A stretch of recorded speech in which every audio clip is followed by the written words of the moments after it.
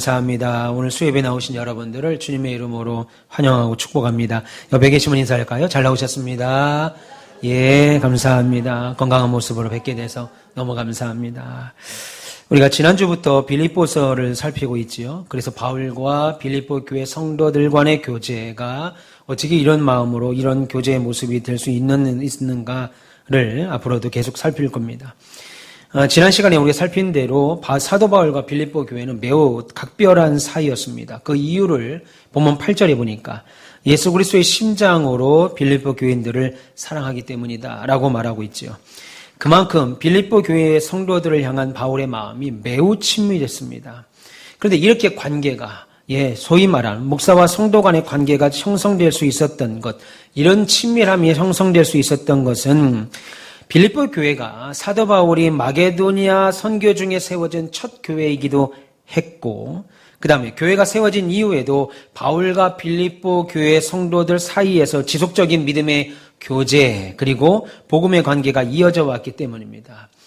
특별히 바울과 빌립보 교인들은 서로를 위해서 항상 기도했습니다. 목사가 성도를 위해서, 그 성도는 또 목사를 위해서 늘 기도했고, 서로를 걱정하고 서로에 대한 뭐라 그럴까요? 사랑, 관심, 이 관계를 끊임없이 그 어떤 교회보다도 빌립보 교회가 지속적으로 이어나갔던 사이였습니다. 오늘 본문은 그런 빌립보 교회 성도들을 향하여 사도 바울이 내가 너무 감사하다, 내가 너희를 볼 때 너무 감사하고 너무 기쁘다라고 말하는 내용이 오늘 기록되어 있죠. 본문 3절, 4절 한번 보겠습니다. 3절, 4절. 내가 너희를 생각할 때마다 나의 하나님께 감사하며 간구할 때마다 너희 무리를 위하여 기쁨으로 항상 간구하는 것은, 이라고 말합니다. 지금 사도 바울이요, 빌립보 교회 성도들을 생각할 때마다 하나님께 감사하다는 거예요. 내가 빌립보 교회 성도들 너희들을 생각할 때마다 감사하고 동시에 기쁨으로 기도하게 된다는 거예요. 감사한 마음으로, 기쁜 마음으로 너희들을 생각할 때마다 기도가 막 나온다는 거죠. 지금 바울은 지난주 우리가 살폈습니다. 로마 감옥에 지금 갇혀 있는 상황이죠. 아직도 복음을 전해야 될 이방 민족들이 많습니다. 그리고 나라들이 많은데 지금 감옥에서 로마 병사의 감시를 받고 있다고요. 지금 온 세계에 복음을 증거하겠다라고 바울의 꿈과 사명과 소명을 받고 지금 나가야 되는데 지금 좌절된 이런 절망적인 상황에 바울이 있는 거죠. 그런데 이런 시기에 모두가 다 외면하고 모두가 다 싫어하던 이 시기에 자신을 섬기기 위해서 에바브라디도라고 하는 귀한 일꾼과 그 일꾼을 통해서 물질적인 도움을 빌립보 교회 교인들에게 보낸 것입니다. 또한 에바브라디도를 통해서 빌립보 교인들이 자신을 위해서 기도하고 있다는 사실도 듣게 됩니다. 빌립보 교회 성도들이 이렇게 사람을 보내서 자신을 돕고 물질까지 보내서 후원하는 것도 감사한데 늘 이 교회 성도들이 바울을 위하여 기도한다라고 하는 사실도 전해 듣죠. 이러한 빌립보 교인들의 사랑 그리고 헌신이 큰 고난을 지금 당하고 있잖아요. 바울이 감옥에 갇힌 큰 고난을 당하고 있는 바울에게 너무 큰 위로가 됐습니다. 당시 많은 사람들이 감옥에 갇힌 사도 바울을 보면서 뭘 잘못했기에 감옥에 갇히냐라는 식으로 바울을 욕하고 비방했습니다. 지금과 달리 그 당시는 감옥에, 특별히 정치범, 바울은 정치범이죠. 사회를 문란하게 만들고 예수 복음을 전함으로 그들이 섬겼던 신에서 떠나가게 만드니까 한 예로 무당을 섬기던 우상 장사들이 바울이 전한 복음 때문에 사람이 돌아오니까 우상이 안 팔리는 거예요. 그래서 지역 경제를 막 어지럽힌다는 죄목으로 감옥에 갇혔잖아요. 그러니까 바울을 보면서 뭘 이렇게 잘못을 크게 했길래 감옥에 갇히냐. 그리고 당신은 감옥에 갇힌 자들과 연락하는 것조차도 그들과 내통하는 것으로 인정했습니다. 그래서 그렇게 바울을 욕하고 비판했어요. 거기에 자신이 세운 교회들이 지금 이단으로 인해서 흔들리고 있다는 소식을 또 듣습니다. 그래서 바울은 지금 당장이라도 여기서 나가서 자신을 비난하고 비판하는 세력들 뿐만 아니라 지금 교회를 흔들고 있는 세력들까지도 내가 다 혼내주고 싶었는데 지금 바울은 감옥에 갇혀서 아무것도 할 수 없는 그런 상황이었습니다. 이럴 때 빌립보 교회가 사도 바울을 진심으로 걱정해주고 응원하고 있다는 사실을 바울이 감옥에서 알게 된 거죠. 그러니 얼마나 바울에게 큰 기쁨과 감사가 되겠어요. 그래서 바울은 이 빌립보 교회 성도들에게 격려와 안위를 얻습니다. 그리고 고마워하지요. 그런데 바울이 지금 감사하고 고마워하는 이유가 단순히 이 빌립보 교회 성도들이 자신을 섬기고 도와줬기 때문만은 아닙니다. 물론 그들의 섬김과 도움이 기쁨이 됐죠. 즐거움이 됐죠. 그러나 하나님이 그들을 지금 붙들고 계신다. 그래서 바르게 성장하게 하시고 교회를 든든하게 이끌고 계시다는 사실을 확인한 후 바울이 너무나도 감사하고 기뻐했던 겁니다. 온풍이 꺼도 될 것 같아요. 오늘 우리가 나눌 말씀이 이런 바울의 감사와 기쁨의 내용입니다. 한번 살펴보도록 하겠습니다. 그러면 고난 중에 있던 바울이 무엇 때문에 무엇으로 인하여서 감사와 기쁨으로 충만할 수 있었을까요? 그것은 먼저 하나님께서 시작하신 착한 일 때문입니다. 오늘 본문 6절 한번 보시겠어요? 보시면 6절에 이렇게 말합니다. 빌립보서 1장 3절부터 7절까지 말씀입니다. 본문 6절에 너희 안에서 착한 일을 시작하신 이가 그리스도 예수의 날까지 이루실 줄을 우리는 확신한다. 그렇게 말합니다. 너희 안에 착한 일을 시작하신 이가 그렇게 말했어요. 지금 너희 안에 착한 일을 시작하신 이가 라는 말은 하나님을 가리키는 건데 하나님께서 지금 그 빌립보 교회 성도들에게 착한 일을 행하셨다는 거예요. 빌립보 교인들에게 착한 일을 하셨다는데 여기서 착한 일은 구원을 말하는 겁니다. 한마디로 빌립보 교회 성도들에게 구원의 일을 행하신 그들을 구원 베푸신 원래 이방인들이잖아요. 하나님 앞에 구원을 받을 수 없었던 이방인들이었는데 빌립보 교회 성도들에게 구원의 일을 행하신 하나님으로 인하여 먼저 내가 너무 감사하고 기뻐한다라고 하는 말입니다. 지금 사도 바울은 감옥에 갇혀서 고난을 당하고 있지요. 그런데 바울이 없는 고난 중에도 빌립보 교회 성도들을 하나님께서 당신의 백성과 자녀 삼으시고 바울이 감옥에 갔다는 이유로 인해서 많은 교회들이 야 이거 지금 우리가 받은 이 교훈이 잘못된 거 아니냐? 교회 안으로 파고 들어왔던 이단들이 하는 말이 야 너희들을 가르쳤던 바울이 문제가 있으니까 지금 감옥에 갔지 그가 전한 건 다 잘못이야 라고 하는 그 말에 1차적으로 흔들렸습니다. 그런데 오히려 이 빌립보 교회는 그 반대로 바울이 감옥에 갇혀서 고난을 당함에도 여전히 빌립보 교회 성도들을 하나님이 당신의 백성과 자녀 삼으시고 구원의 역사를 계속 진행하고 계시는 하나님의 은혜가 지금 빌립보 교회에 임하고 있다는 걸 확인했기에 바울은 비록 나는 지금 감옥에 있어서 내가 가서 지금 빌립보 교회 성도들을 위로하고 격려하고 빌립보 교회 안에 들어온 이단들을 내가 가서 처단해야 되는데 그러지 못하고 내가 감옥에 있어도 난 낙심하지 않고 감사하다라고 하는 뜻입니다. 하나님이 계시기에. 이해되시죠? 저와 여러분 또한 세상에서 환난을 당하죠. 살다 보면 고난을 당합니다. 그런데 우리에게 베풀어 주신 은혜가 그 어떤 은혜겠어요? 구원의 은혜죠. 구원의 은혜가 너무나도 값지기에 고난 중에 감사하고 사실은 기뻐하셔야 됩니다. 어떤 것을 얻었든 그보다도 구원보다도 더 큰 것은 없어요. 우리가 구원을 받았다라고 하는 것 이상으로 큰 은혜가 없죠. 근데 우리는 그런 은혜 말고 우리가 원하는 은혜를 받기를 소망하죠. 위로를 받으려고 해도 우리가 원하는 우리식의 위로를 받아야 위로가 되죠. 여러분, 구원의 은혜보다 더 값진 은혜는 없습니다. 믿기를 축원합니다. 죄로 인해서 영원히 심판받아 지옥에 가야 될 우리들입니다. 저와 여러분들은 아무리 선하게 살고 깨끗하게 살아도 이미 죄로 타락한 결과 우린 다 지옥 가야 돼요. 하나님 앞에서 온전할 수가 없습니다. 더군다나 하나님과 원수되어서 궁극적으로는 멸망당해야 될 우리들이 그냥 하나님의 은혜로 값없이 죄 용서받았습니다. 그래서 이제는 지옥이 아니라 천국을 소망하며 살아갈 수 있게 됐어요. 하나님과 원수상인데 원래는 원수지간인데 하나님의 백성과 자녀들이 됐다는 거예요. 이런 사실만으로도 우리는 감사하고 기뻐해야 됩니다. 여러분, 현재 삶이 힘드십니까? 내 주변의 어려운 환경 때문에 혹은 해결되지 않는 고통의 문제 때문에 삶이 좀 고단하세요? 그럴 때라도 우리는 우리에게 베풀어 주신 구원의 은혜 바라보시면 좋겠습니다. 이 땅에서의 삶이 전부가 아니에요. 사실 우리에게 주어진 인생은 너무나도 잠시죠. 언젠가 모두 다 이 땅을 떠나야 됩니다. 제가 종종 이야기하죠. 우리 이 자리에 길어봐야 50년입니다. 여러분이 이 땅에서 어떤 잘못을 했던 어떤 유익을 지었던 50년 지나면 기억할 사람 하나도 없습니다. 여러분의 고난도 기억하지 않아요. 여러분의 즐거움과 행복도 기억하지 않습니다. 그러면 우리의 고통과 괴로움도 다 지나가요. 우리를 기억하는 자들도 없어요. 성경이 뭐라고 그래요? 죽은 자를 기억하는 자가 없다. 그렇게 말하죠. 어제 이순재 배우라고 하시는 분이 돌아가셨습니다. 세상을 떠났어요. 90세. 그도 결국 떠났지요. 수많은 사람들이 찬사를 보내더라고요. 예. 그의 삶을 응원하고 그리고 그의 삶을 막 추억하는 방송들이 나오더라고요. 가는 길 누구보다 외롭지 않았을 것이고 1급 훈장인 금관 문화 훈장까지 주워받습니다. 그럼에도 그는 주를 믿지 않았기에 결국 고통이 가득 찬 곳으로 떠날 수밖에 없습니다. 이 세상, 이 나라 사람들 누구나 이순재하면 다 알아들을 수 있는 유명 배우고 금관 훈장, 1급 훈장까지 받았지만 그는 결국 고통의 자리로 떠날 수밖에 없었어요. 하지만 우리는 어떨까요? 여러분들은 어떠세요?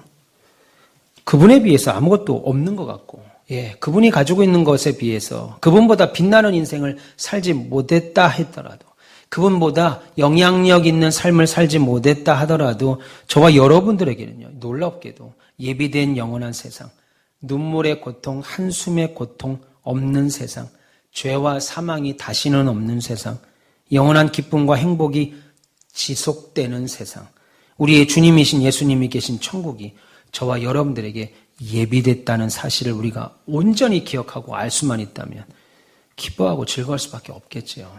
잠시 남은 세상입니다. 여러분 잠시. 90을 사셨다고 하니까 매우 장수하셨더라고요. 장수. 길어봐야 80대면 다 돌아가셔요. 그럼 여러분 어찌 사셔야 되겠어요? 어떤 친구하고 개그맨 이경규 씨라는 분하고 대화를 하시더라고요. 그럼 사는 말이 열심히 즐겁게 행복하게 수고하며 무언가를 성취하며 살아라 라고 하니까 20대 젊은 청년이 그래요. 20대에 3, 4년을 그렇게 노력하고 애쓰며 살기는 20대가 너무 아깝지 않아요? 그 얘기를 하더라고요. 40대에 가서 50대쯤 가서 그렇게 좀 노력하고 살면 안 되나요? 그랬더니 하는 말이 너 무슨 소리를 하니? 30대, 40대, 50대가 얼마나 재미없을 것 같으니? 내가 지금 60대를 살고 있는데 난 하루하루가 쫄깃쫄깃하다. 언제 죽을 줄 몰라서. 하루하루가 너희들보다 더 긴장하고 내 하루는 너희들 하루보다 더 귀한 하루야. 어디서 50대, 60대는 아무 재미없이 그냥 시간 남아돌아서 그때 공부하고 그때 그렇게 하는 줄 아니? 그 얘기를 하시더라고요. 남은 날을 계수하는 거죠. 내가 60대인데 예수를 믿는지 안 믿는지는 모르겠습니다만 성경이 하는 말이 그 말이죠. 여러분의 인생은 하루하루가 귀한 인생입니다. 그러니까 그 하루하루를 세상의 것으로 허송하며 보내지 마시고 그 하루하루를요 정말 주님을 위해서 별것 아닌 것 같아도 주를 위해서 쓰시고 사시는 우리 됐으면 좋겠습니다. 여러분 이런 천국의 삶이 곧 우리에게 올 뿐만 아니라 여러분 이 땅에서 아무리 누리고 사도 말씀드렸잖아요. 여기서 50년 뒤면 다 없어져요. 성탄절 50년만 맞으면 여러분 이 자리에는 성탄절 10손가락 안 해도 다 천국 가실 분들도 혹 계실 겁니다. 그러니 여러분 기뻐하십시오. 그리고 즐거워하세요. 이야 나는 이순재 저분보다 누리거나 영향력을 주거나 수많은 사람이 나를 알아보거나 심지어 1급 훈장 하나 받지 못했다 할지라도 나는 가는 길이 다른 사람이구나. 그런 기쁨과 은혜가 여러분들에게 있어야 이것이 참된 신앙생활의 감사가 찾아옵니다. 이거 없으면요. 야 예수 믿어도 뭐 이렇게 지지공상이냐. 야 예수 믿어도 뭐 이렇게 신앙생활이 뭐 이따위냐. 이런 말만 계속해요. 한평생 주를 믿었는데도 남는 거는 뭐 하나도 없고 뭐 이렇게 빚만 쌓이고 몸에 건강만 잃고 이거 뭐 이러냐. 이런 이야기만 하게 되죠. 그렇게 하다 주님 앞에 가게 되면요. 아이고 내가 진짜 쓸데없는 소리를 하고 살았구나. 그때 시편의 73편의 시인은 뭐라고 그래요? 내가 그렇게 말하지 않은 것을 너무 감사하다. 내가 그렇게 말하려고 했던 것 내가 짐승 같아서. 요즘에 시대가 하도 변해서 개나 고양이를 반려자라고 생각하지만 애완견인 그 개 키우는 거 하나도 그냥 정성을 다해서 키우잖아요. 그런데 여러분 내가 그거 같다 이겁니다. 이 땅에 살면서 내가 하나님께 원망하고 불평하고 사는 게 그렇게 내가 집에서 애지중지 키우는 개 고양이처럼 애완견처럼 내가 아무것도 모르는 사람이었구나 라고 고백하는 믿음의 선배들을 봤죠. 여러분, 저와 여러분들에게는 영원한 예비된 세상이 있습니다. 눈물과 한숨과 고통이 없는 세상이 있다고요. 이 땅이 잠시 오는 영원한 영광이 이 땅에서의 잠시의 고난과는 비교할 수 없는, 이루 말할 수 없는 영광이 우리에게 준비되어 있는 줄 믿습니다. 오늘 두 번째로 바울은 하나님이 그래서 하나님이 시작하신 착한 일 때문에 하나님이 우리에게 구원을 주셨다. 빌립보 교회 성도들에게 구원을 베푸셨다. 하나님의 하자도 몰랐던 사람이 그리스도 예수의 예자도 몰랐던 사람들에게 복음이 들어가니까 그들이 천국을 소망하고 그들이 예수님 믿음답게 살았던 모습을 보니까 내가 너무 감사하고 기쁘고, 두 번째는 하나님이 예수의 날까지 그 시작하신 일을 계속한다. 그래서 내가 감사하고 기뻐한다. 그렇게 말합니다. 6절 다시 보시면요. 너희 안에서 착한 일을 시작하신 이가 그리스도 예수의 날까지 이루실 줄 나는 확신한다. 그렇게 말합니다. 예수 그리스도의 날이 뭐겠어요? 예수님의 재림하신 날, 예수님의 마지막 날을 의미합니다. 다시 말해서 우리에게 구원의 은혜를 베푸셨잖아요. 하나님께서 이 자리에 앉으신 여러분에게 한 분도 예외 없이 구원의 은혜를 베푸신 그 하나님께서 마지막 세상의 끝날까지 우리를 향하신 그 선하신 계획과 뜻을 계속해서 이루어 주신다는 거예요. 하나님께서 성도들을 단순히 구원시키고 최 목사야, 최 장로야, 너 구원시켜줄게. 그리고 단순히 천국 주시는 것으로, 천국을 유업으로 주시는 것으로 끝났다고 생각하지 않으신다는 거예요. 너 구원받았다, 너 이제 천국 간다, 티켓 하나 딱 던져주고 이제 마음대로 이제 기차 올 때까지 기다려라. 마음대로 밥 편의점 가서 뭐든 먹고, 비행기표 받았잖아요.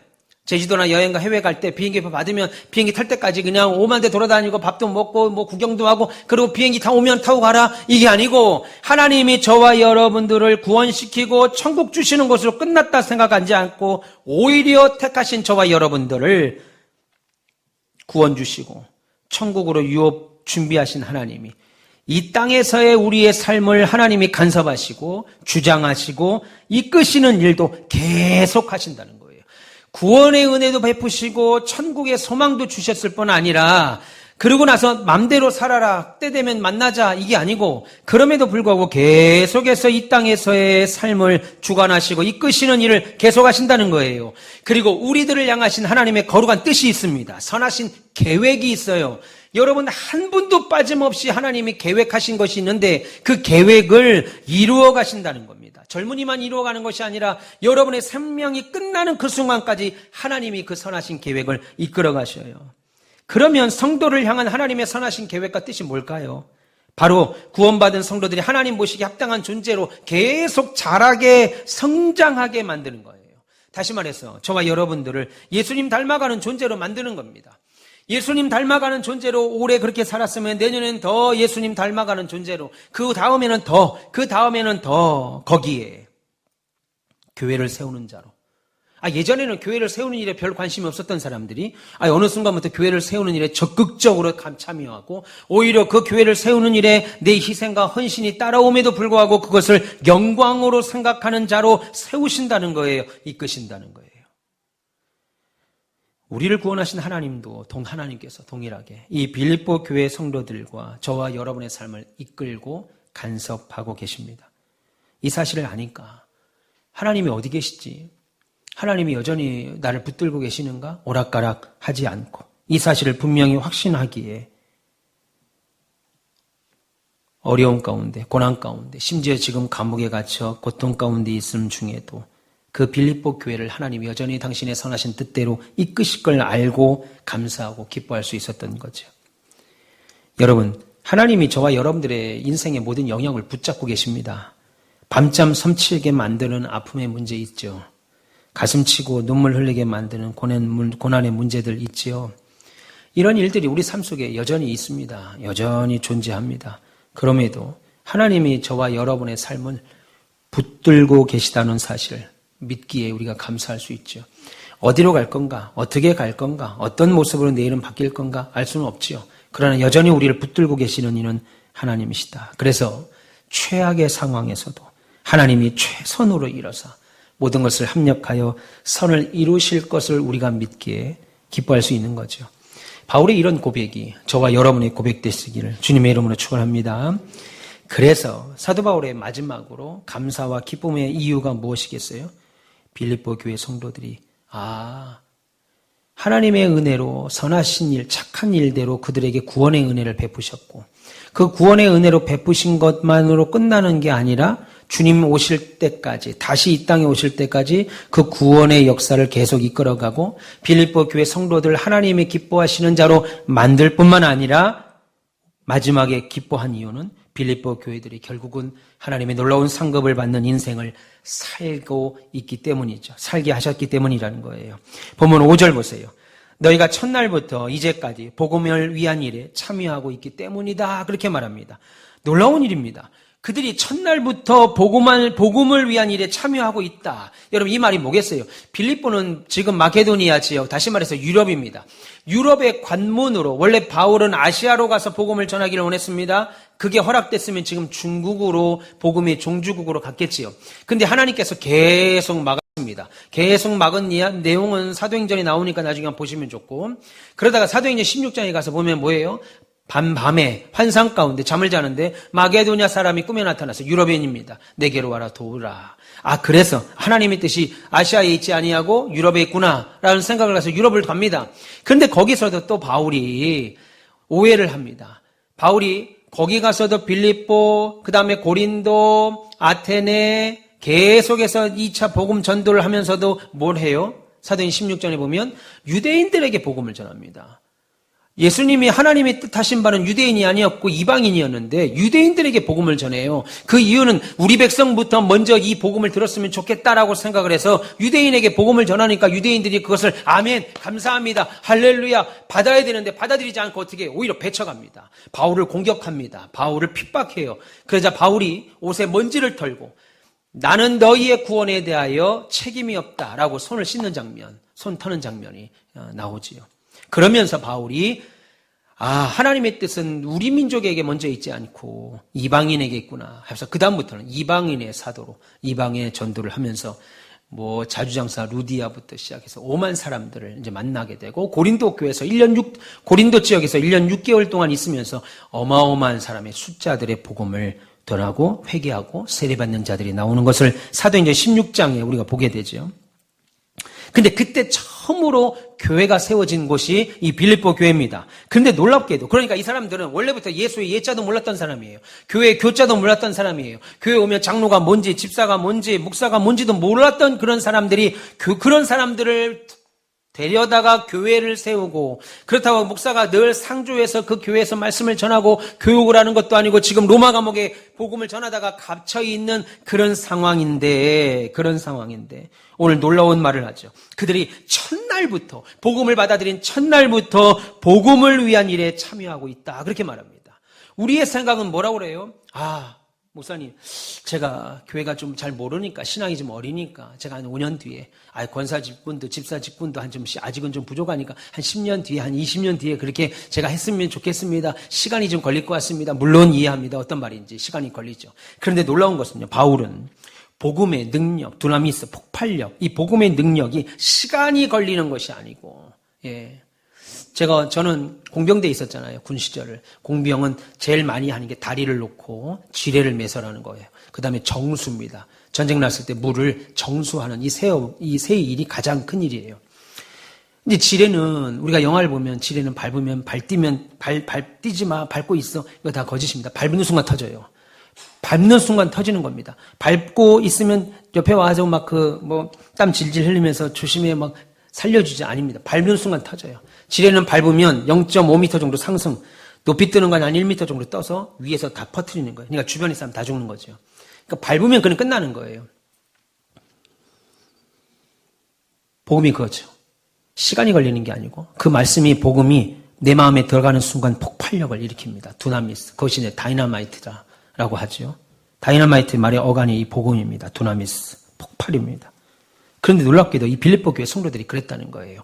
바울의 복음을 듣고 교회가 세워지면서 분명히 그 교회는 장로도 없어요. 집사도 없어요. 그 교회는 권사도 없어요. 연수가 5년 되고 10년 되고 30년 되고 50년 돼서 교회 전통도 하나도 없어요. 그냥 다 오합지졸이 모인 겁니다. 뭐 때문에요? 복음 때문에.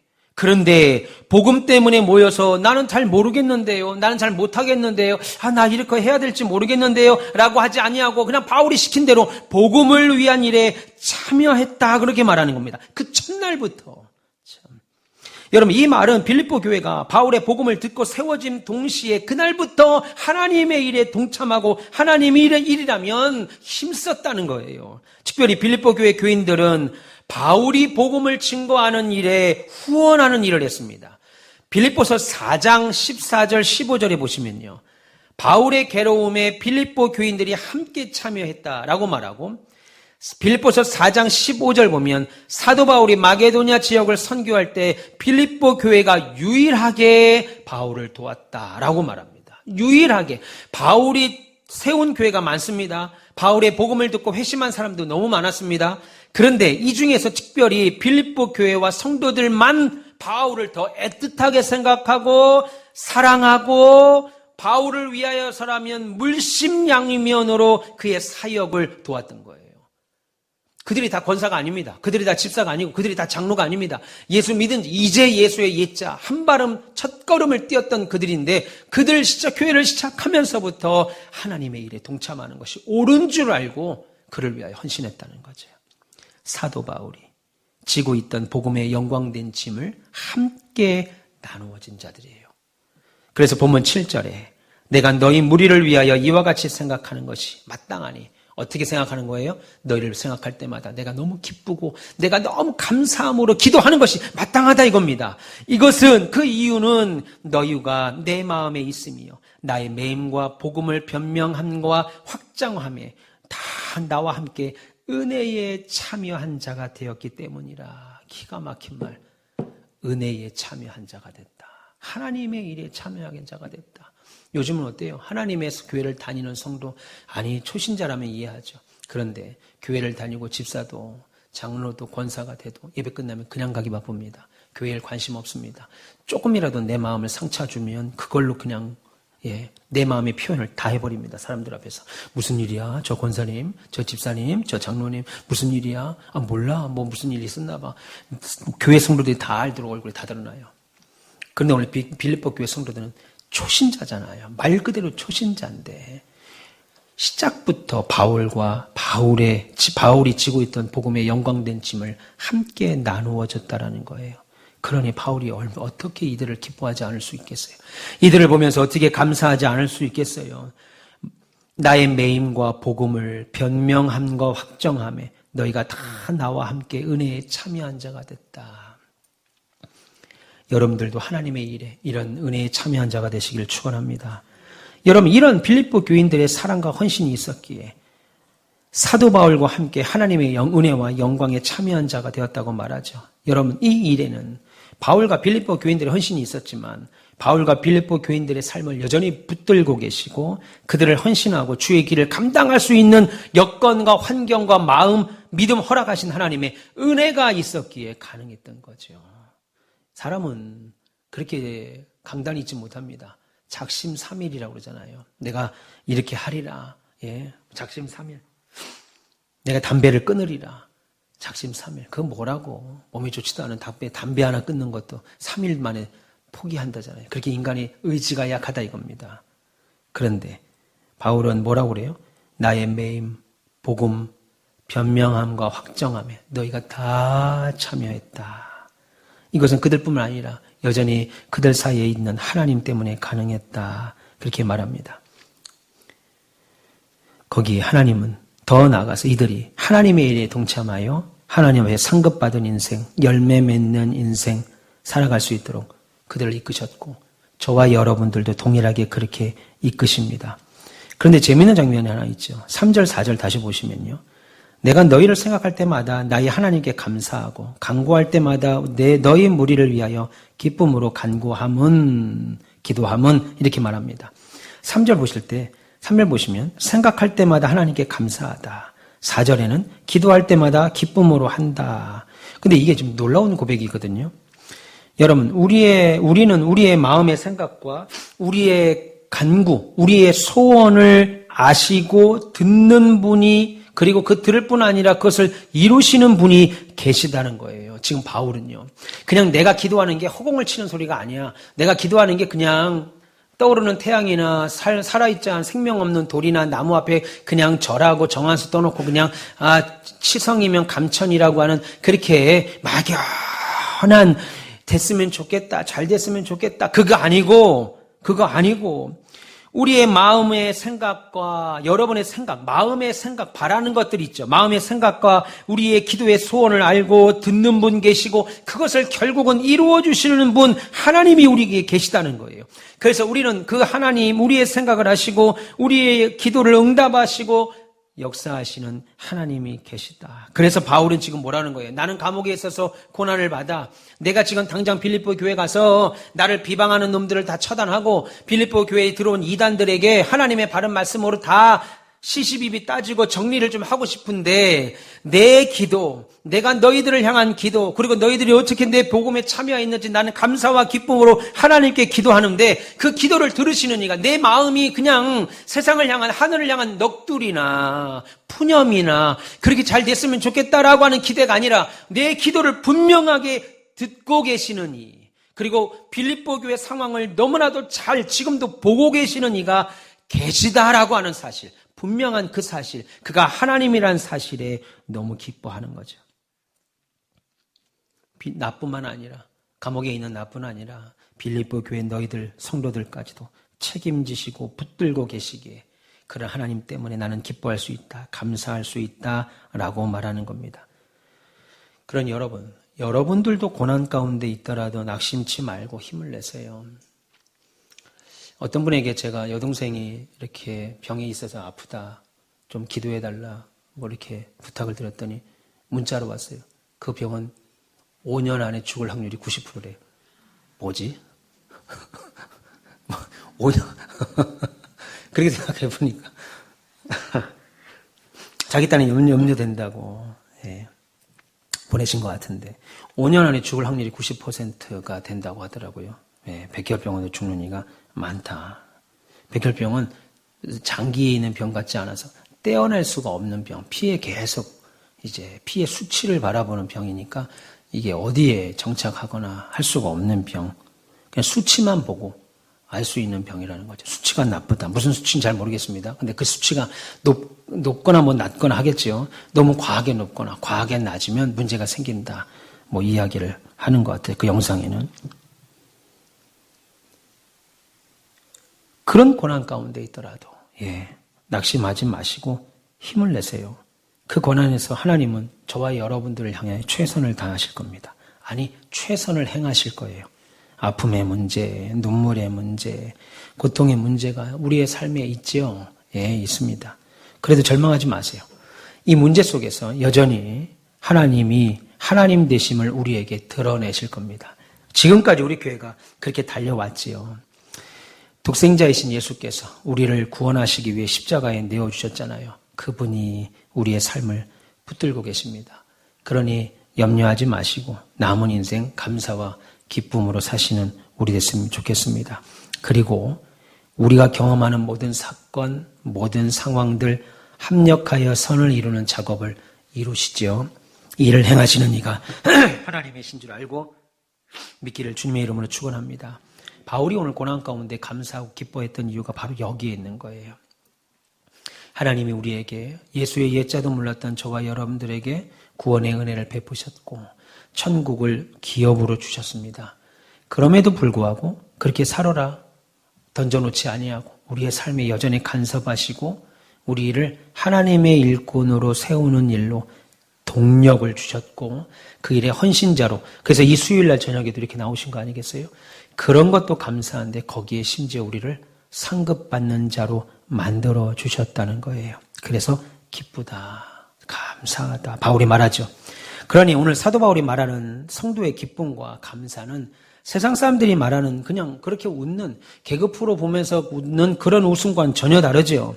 매를 맞아서 온몸이 상처투성인 상태에서도 손과 발에 쇠고랑을 차고 빌립보 감옥에서 갇혀있던 바울과 실라가 그 가운데서 하나님을 찬양하던 그 모습이 성도가 갖는 진정한 기쁨과 감사죠. 이것이 이제 사라져버리니까 불신자와 신자 간의 구분이 없어지는 거예요. 신자들은 이런 기쁨을 갖고 있는 자들인데 불신자와 별 차이가 없어져요. 얻으면 좋고 자녀가 잘 되면 좋고 사업이 잘 돼야 좋고 안 되면 안 되는 의미와 뜻을 모르고 그냥 좋아지는 얻어야만 좋은 불신자와 차이가 없는 기쁨과 감사가 되어버렸습니다.